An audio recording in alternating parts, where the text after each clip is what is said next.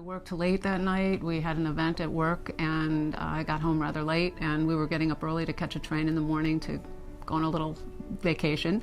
And I got up about 6 o'clock and made my way toward the bathroom and just collapsed. And I had no pain in my chest, none of the typical things that you hear about. I lay there for quite a while. Terry was downstairs and didn't hear me calling him, and he did finally come up and find me, and at that point he called the ambulance, and they swooped me to Albany Med.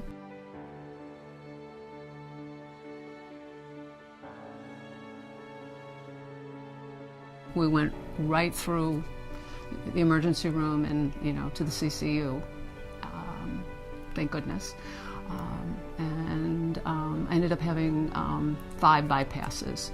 In speaking to the doctor after, it would essentially saved her life. She wouldn't have died had she not had that procedure, and fairly quickly. Robin came in with abdominal pain and dizziness, and she actually had what we call a syncopal episode, which means she passed out.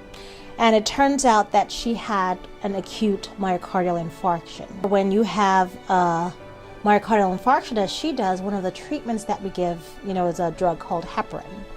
So with heparin, Robin unfortunately had a bleed, a gastrointestinal bleed, and so we had to get the gastroenterologist involved. We did the endoscopy and found she had a large ulcer with a big clot sitting at the anastomosis. She had a history of Roux-en-Y gastric bypass surgery, so right around the anastomosis she had the clot sitting, and it was not actively bleeding. So what we did was we put a clip near the clot so it identifies the area, and we sent her down to vascular interventional radiology.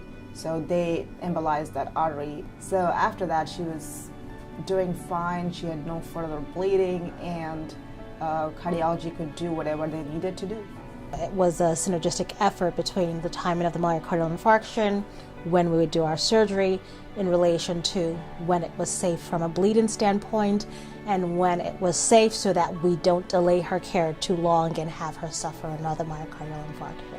So it was just absolutely fabulous to see both our cardiothoracic surgery and gastroenterology service, as well as our own cardiology service, come together and work seamlessly in a very complicated situation. So I was in the hospital for 3 weeks. I got to know the staff really well.